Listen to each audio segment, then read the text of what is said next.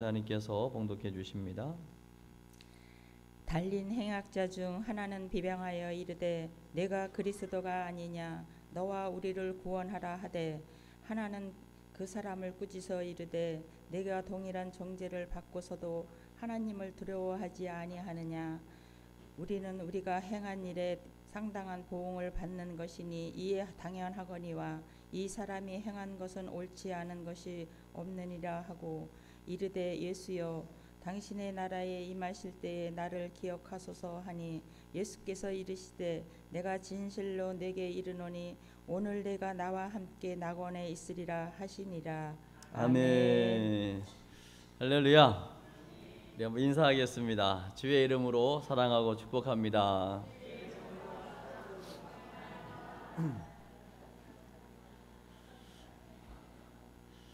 봄비가 내리더니 완연한 봄이 되었습니다. 아무리 추워도 그 추위는 봄을 이길 수가 없습니다. 느껴지는 것은 아침 저녁의 선선함일 수 있지만 그러나 여전히 봄은 오고야 말았습니다. 이렇듯 우리 주님 약속하신 대로 오셨고 십자가를 통해 온 인류의 죄를 대속하셨고 부활 승천하신 주님은 약속하신 대로 다시 오실 것입니다. 그날을 소망합니다. 여러분 사복음서 마태, 마가, 누가, 요한 사복음서에 다 기록하고 있는 내용 중에 예수님의 십자가와 부활 사건이 있습니다. 근데 길진 않습니다. 뭐 이제 재판을 받는 과정도 있고 십자가 지기 전에 이제 내용도 있고 정작 십자가 지는 그 순간을 표현한 거는 그렇게 길게 표현하지 않습니다. 그냥 짧게 오늘 요한복음 19장 30절에 보니까요. 예수님께서 다 이루었다 말씀하시고요. 머리를 숙이시니 영혼이 떠나가시니라. 여러분 우리가 예수님을 이상하게 생각하시면 안 됩니다. 시체는 무덤에 장사가 되었고 시체는 그대로 있는 상태에서 영혼이 떠나가신 거예요. 그러니까 우리랑 똑같은 거예요. 우리가 죽었다 이 말은 제가 지금 내 안에 영혼이 있어서 영혼과 육체가 함께 지금 존재하기 때문에 여러분을 지금 보고 설교도 하고 기도도 하고 찬양도 하고 축복도 하거든요. 근데 어느 날 아이고 조재웅 목사님 돌아가셨어요. 그 말은 영혼과 육체가 분리되었다는 얘기가 되는 거잖아요. 그러니까 어제까지는 이게 함께 있었는데 언젠가 이게 분리가 되면 돌아가셨다. 우리가 이렇게 표현을 하고 이제 조문을 가게 되죠. 예수님 오늘 제가 새벽에 저도 설교를 하다 보니까 실수를 또 실수를 했어요. 오늘 자백을 해야 되겠는데 예수님께서요 십자가 지는 그 마지막 순간에요 사실은 4명의 마리아가 나오더라고요. 요한복음 19장 얘기하는 거예요. 25절에 보니까 어머니 마리아, 그 이모 마리아가 있겠죠. 또 글로바의 아내 마리아인가? 예. 그리고 막달라 마리아, 4명의 마리아를 소개하면서 거기서 뭘 이야기하냐면요. 그 중에 제자 한 명이 소개가 돼요. 사실은 이제 요한인데 자기를 자기라고 표현하기가 저거 하니까 제자 한 명을 거기 소개하는데 그 제자를 향해서 이렇게 얘기합니다. 어머니를 여자여 부르고요. 아들입니다. 당신의 아들입니다. 지금 마리아의 아들은 지금 십자가에 달려 죽기 직전에 있는 운명 직전에 있는 예수님이 아들인데요. 예수님과 함께 동고동락했던 그 제자 요한을 향해서 당신의 아들이라고 그리고 그 제자에게는 예수의 어머니를 향해서 너의 어머니라고 이렇게 얘기를 하는 거예요. 근데 오늘 이걸 저는 거기서 아들입니다를 예수님이 자기를 향해서 아들이라고 하는 걸로 제가 얘기했거든요. 뭐 그 말도 맞지요. 뭐 자기가 아들이니까. 그러나 그 제자를 향해서 당신의 아들이고 제자를 향해서는 이제 내 어머니가 너희 어머니다. 그래서 끝까지 섬기는 것을 보게 되거든요. 그러고서 죽기 직전에 왜 이 얘기를 했을까? 예수님의 십자가는 혈연, 지연 모든 것들을 총망라해서 진정 한 가족 되게 하는 사건이 십자가 사건인 줄로 믿습니다.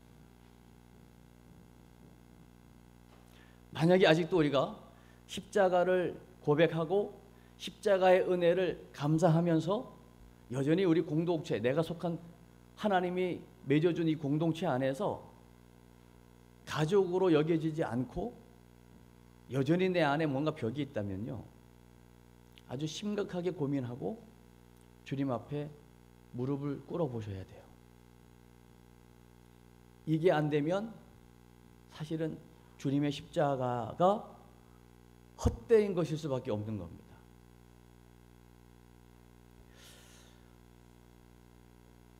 오늘 예수님께서 테텔레스타이하고 다 이루었다라고 하는 이 고백석에 아주 엄청난 의미가 있는 거거든요. 그거를 오늘 누가복음 말씀을 통해서 잠시 좀 나누려고 하는 건데요. 오늘 39절의 말씀을 한번 보시겠습니다. 시작.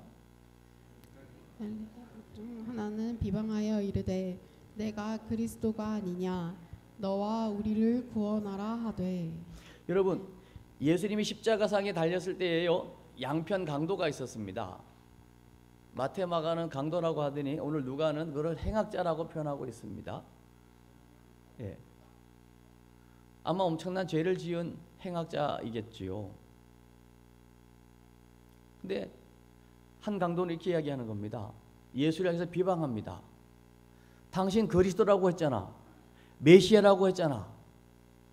유대인의 왕이라고 지금 써 있기도 하네. 거기 보니까 위에 제표에 모든 사람이 알 수 있도록 히브리어로도 써 있고 로마 라틴어로도 써 있고 모든 사람이 알 수 있는 그 당시 영어 같은 헬라어로도 써 있고, 헬라 제국이 그때 통일을 하고 로마가 삼켰기 때문에 헬라어가 공동어였겠죠. 그러니까 다시 말하면 전 세계 사람들이 다 알 수 있도록 유대인의 왕, 당신이 왕이라며, 메시아 그리스도라며, 그러면 나와 우리를 구원해 보시오, 이 비방하고 있는 거예요. 근데 또 한 강도를 보십시오. 40절입니다. 시작. 네, 내가 동일한 정죄를 받고서도 하나님을 두려워하지 아니하느냐. 한 강도는요, 그렇게 말한 강도를 꾸짖습니다. 우리는 동일한 죄인이 아니냐. 우리가 지금 죄값으로 지금 달려 있는데도 너는 지금 하나님을 두려워할 줄 모르냐.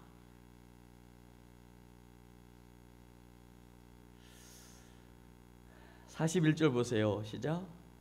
는 우리가 행한 일에 상당한 보응을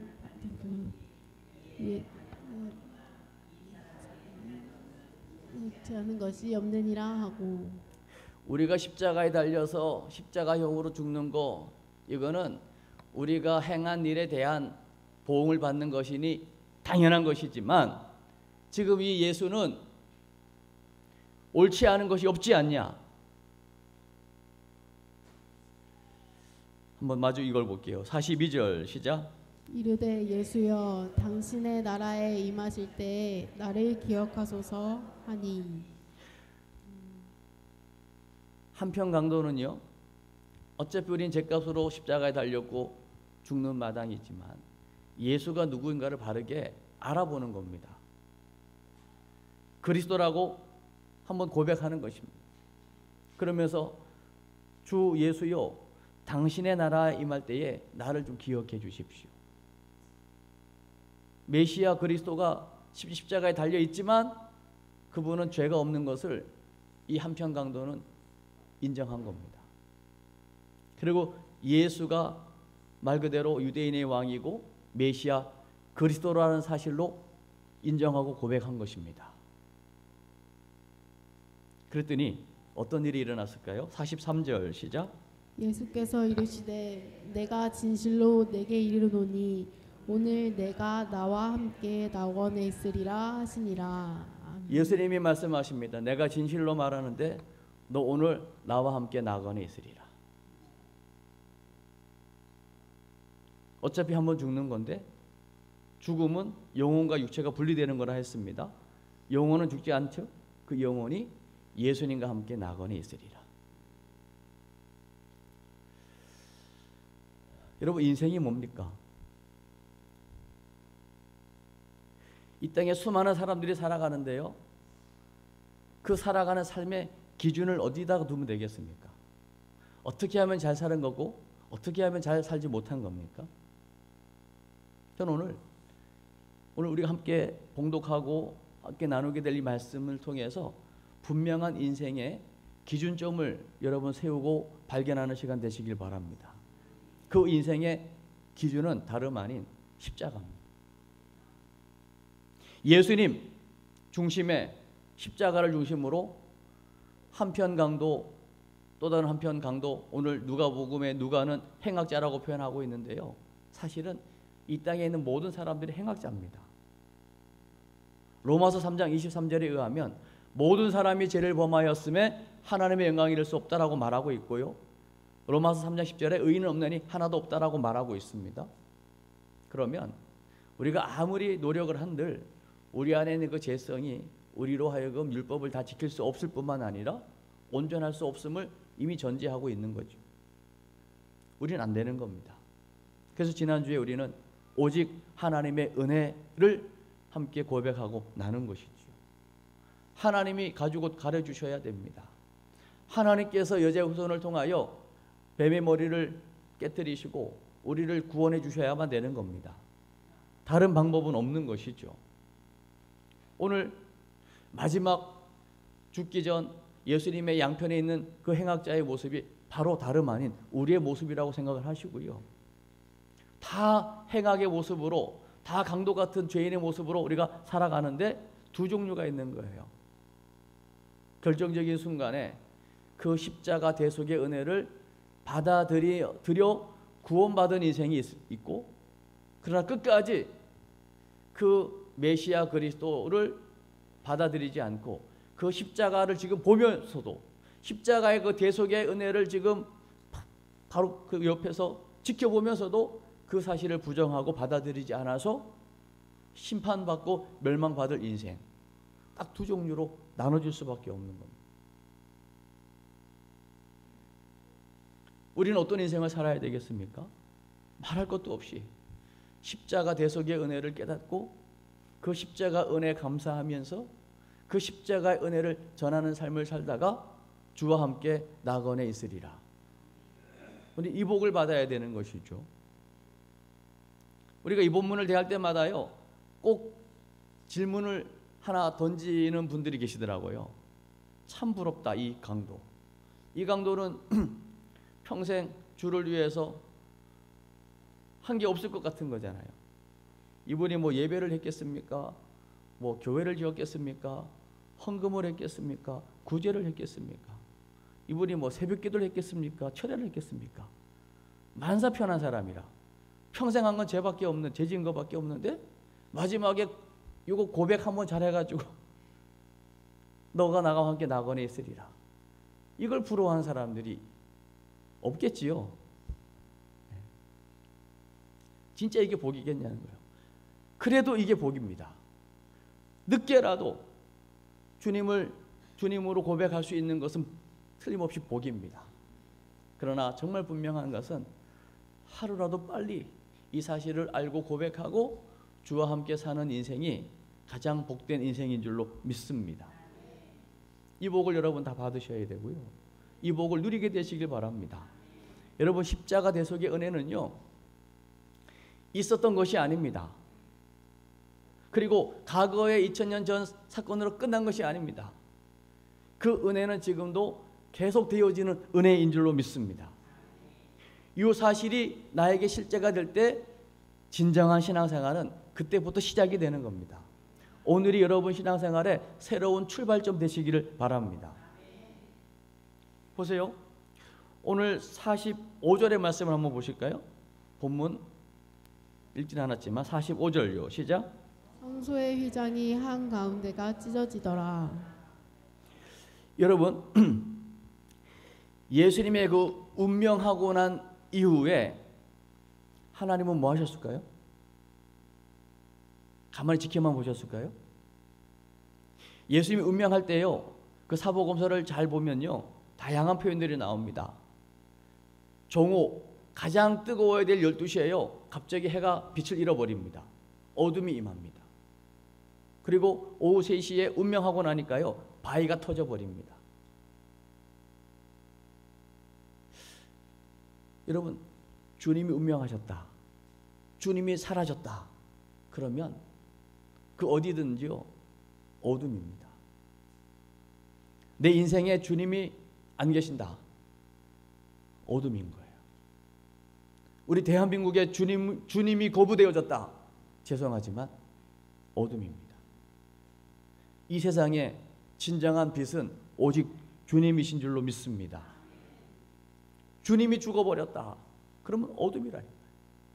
바위가 터질 정도로 지금 하나님의 가슴이 터지는 거 아니겠어요? 심지어는요, 성소의 휘장이 찢어져 버립니다.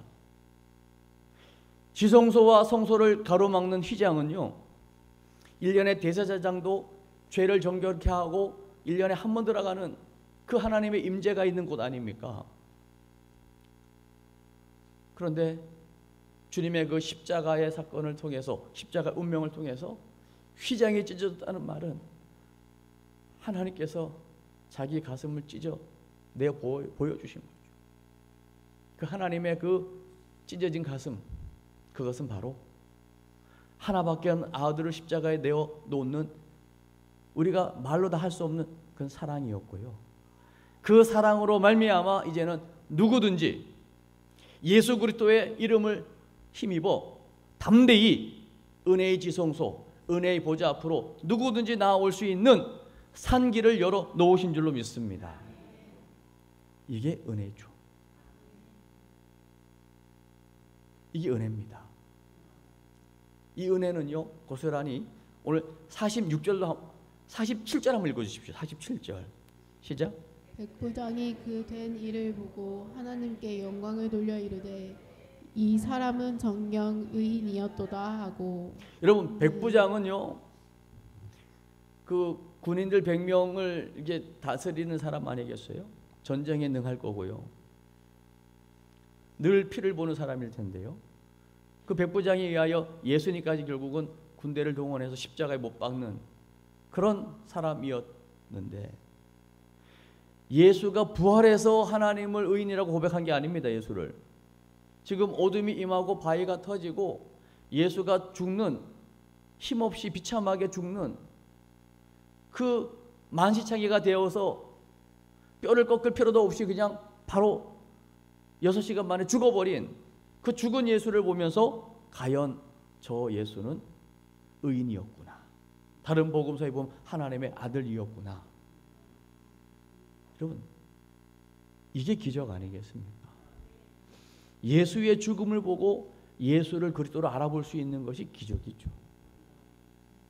예수가 지금 안 계신 것 같고 내 눈에 안 보이고 내 손에 잡히지 않지만 오늘 이 사건은 바로 다름 아닌 나를 위한 사건이라고 믿어지고 깨달아지고, 이 십자가의 대속의 은혜가 감사하여 내 남은 인생을 이 은혜를 전하는 삶을 살겠다라고 결단하고 고백했다면 그것보다 더 큰 기적이 있겠냐는 거죠.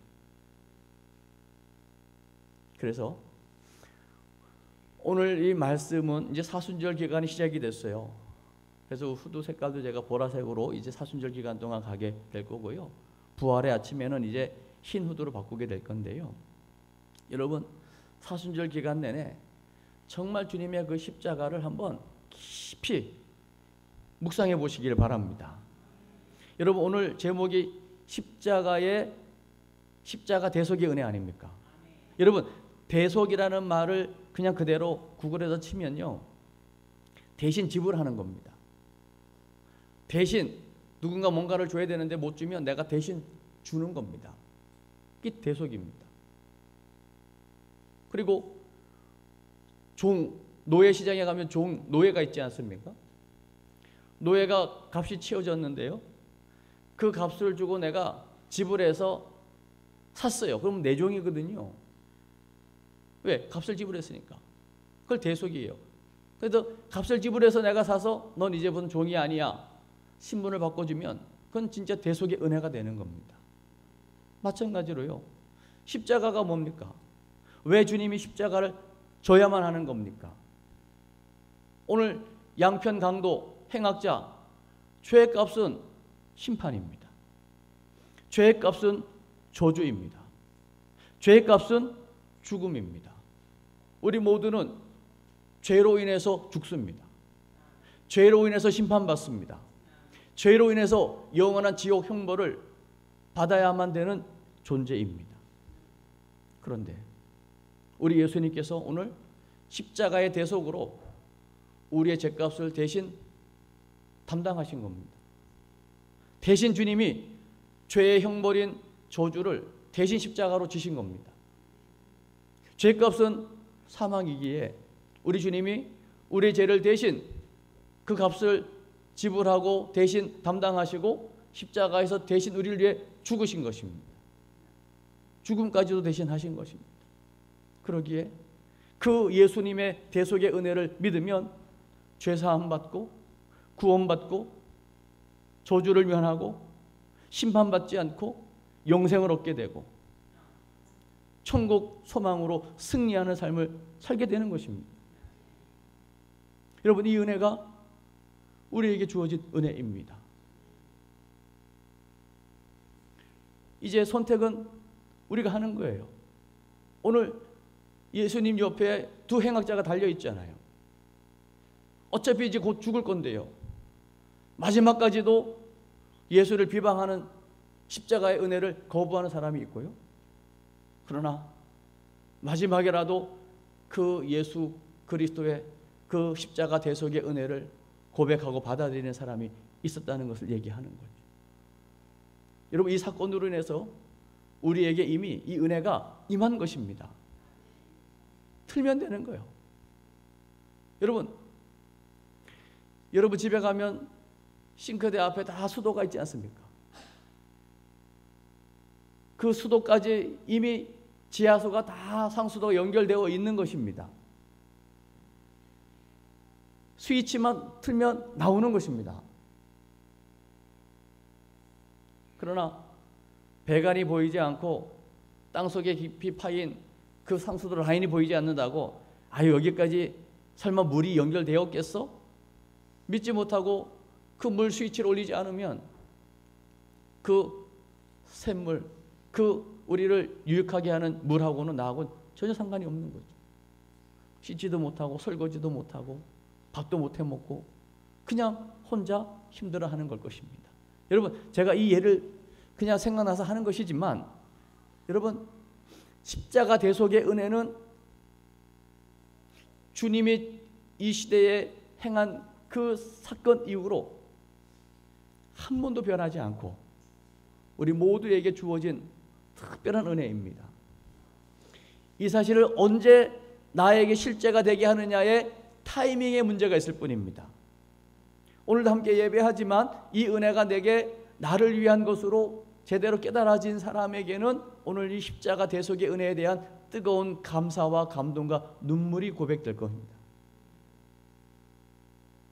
선교사가 되었다고, 목회자가 되었다고 대충 하는 십자가의 은혜, 그게 정말 나를 위한 진정한 십자가 대속의 은혜로 깨달아지는 날, 선교 중에도 또 한 번 바뀌게 되고요, 목회하는 중에도 또 한 번 바뀌게 되고요, 내가 40년 신앙생활 했을지라도 이 십자가 대속의 은혜가 어느 날 제대로 깨달아질 때에 40년 경력이 문제가 아니고 신앙 연륜이 문제가 아니고 오늘 새롭게 거듭나는 은혜가 체험되어지는 겁니다. 이 대속의 은혜가 경험되어질 때에 예수님이 마지막 다 이루었다 하시기 그 직전에 사랑하는 제자에게 그 예수의 어머니를 향해서, 어머니, 당신의 아들입니다. 그 혈연 아닙니다. 지연 아닙니다. 그리고 그 제자를 향해서 너의 어머니다. 새로운 가족이 만들어지는 은혜가, 이 십자가 대속의 은혜를 깨달을 때에 당연히 주어지는 은혜인 것을 지금 주님이 말씀하시는 거죠. 그래서 여러분, 이제 새롭게 시작되어진 가정에서의 구역 예배를 여러분 한번 소중히 여겨보시고요. 다른데, 잘 안 맞는데, 성격이 좀 차이가 나는데, 그걸 뛰어넘는 게 십자가 대속의 은혜라고요. 목회 현장에서도 마찬가지죠. 7, 80명 아이들까지 만약에 우리 궁평교회 100명이라고 하는 하나님의 사람들 하나님이 보내주신 거잖아요. 다양하지요. 저는 부족하지요. 그러나 다양한 100명, 120명을 품을 수 있도록 저에게 믿고 맡겨주신 것을 생각하면 제가 하는 게 아니죠. 십자가의 대속의 은혜가 깨달아지면 120명, 150명 그 이상도 너무 감사한 거죠. 아니, 한 명이라도 감사한 거고요. 이 십자가 대속의 은혜는 더 이상 눈에 보이는 숫자를 뛰어넘는 은혜인 거죠. 혈연 지연을 뛰어넘는 은혜입니다. 학연을 당연히 뛰어넘지요. 국가 간의 장벽도 뛰어넘는 것이 이 십자가 대속의 은혜이고요. 이 은혜를 정말 알면 전 지구촌이 하나인 것을 고백하게 만드는 은혜가 십자가 대속의 은혜입니다. 어느 날 이 은혜가 깨달아질 때 진정한 변화를 경험하게 될 거예요. 여러분, 수많은 선교사님들 한번 그 전기를 읽어보십시오. 그게 하루아침에 그 선교 현장에 갔기 때문에 엄청난 은혜를 경험한 게 아닙니다. 선교 현장에서 부딪히고 깨지고 안 맞는 것 때문에 그냥 고민하고 씨름하다가 결국 깊은 기도 속에서 또 선교 현장 속에서 힘들고 어려운 가운데 그걸 이겨내는 힘이 뭐냐면 새로운 십자가 대속의 은혜인 것이거든요. 이게 깨달아질 때 모든 것을 초월하는 변화된 삶을 경험하게 되는 것입니다. 그래서 여러분 보십시오. 오늘 궁평에 만나 말씀 나누기 1번 한번 읽어주십시오. 큰 소리로 시작. 예수님은 우리를 위하여 십자가에 죽으셨습니다. 아멘이죠. 예수님은 여러분의 이름을 넣어서 읽어야 돼요. 이 조재웅을 위해 죽으신 거라고, 십자가 지신 거라고. 그러니 2번을 보십시오. 시작. 예수님의 십자가 은혜로 우리는 구원을 받습니다. 그 십자가 대속의 은혜로 이 모자란 이 조재웅을 구원하셨다니까요. 그러니 3번 시작. 주님의 십자가 은혜에 감사합시다. 아멘. 감사하는 게 아니라 감사가 배워지죠. 이 십자가 대속의 은혜가 사실이라면 우리가 무슨 수로 죄를 용서받습니까? 무슨 수로 죄의 저주를 이깁니까? 무슨 수로 죽음을 이길 수 있습니까? 무슨 수로 우리가 지옥 형벌을 면할 수 있냐고요. 다른 이로서는 구원을 받을 수 없나니 천하 사람 중에 구원을 얻을 만한 다른 이름을 주신 적이 없는데요. 그 유일한 이름, 내가 길이요 진리요 생명이니 나를 통하지 않고는 나로 말미암지 않고는 아버지로 갈 자가 없다고 하신 그 유일한 하나님이 열어놓으신 그 참된 길, 예수는 그리스도. 그 이름으로 우리가 구원을 받았는데 어찌 감사하지 않을 수 있냐는 거죠. 그래서 은혜 나누기도 한번 읽어보세요. 은혜 나누기 1번 시작. 주님의 십자가 죽음은 누구를 위한 희생입니까? 잘 생각해 보십시오. 한번, 그리고 여러분 한번 이제 구역을 여러분 모임을 통해서 한번 한 가지도 한번 나눠 보십시오. 2번도 한번 읽어보세요. 예수님의 죽음으로 찢어진 휘장은 무엇을 의미합니까? 찢었다니까. 여러분 누군가의 영혼을 구원하기 위해서 한번 진짜 가슴을 찢으면서 눈물로 기도해 본 적 있으십니까? 도저히 미워가지고 품을 수 없지만 주님이 저 영혼을 사랑하기 때문에 내 힘으로는 안 되지만 저 영혼을 사랑하게 해달라고 가슴을 찢고 한번 그 영혼을 위해서 눈물로 기도해 본 적 있으십니까? 깨닫지 못하고 돌아오지 못하는 저 영혼의 죄를 대신 내가 뒤집어 쓰고 저 영혼 구원을 위해서 저 영혼이 범한 죄를 가지고 하나님 앞에 나와서 가슴을 찢고 해본 적이 있냐고, 회개해 본 적이 있냐고요.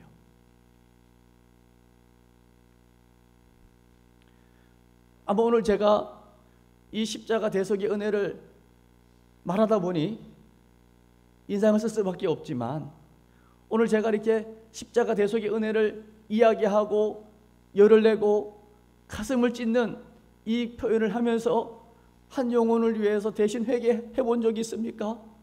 한 영혼을 품기 위해서 정말 가슴을 찢으며 기도해 본 적이 있습니까? 라고 하는 이 고백이 어떤 분에게는 참, 또 목사님이 인상을 쓰시네. 그러나 누군가에게는 이 어투와 이 표정을 통해서 주님의 마음을 조금이라도 깨닫는 자가 있다면 그 일로 생명 사는 길이 열려지게 될 겁니다.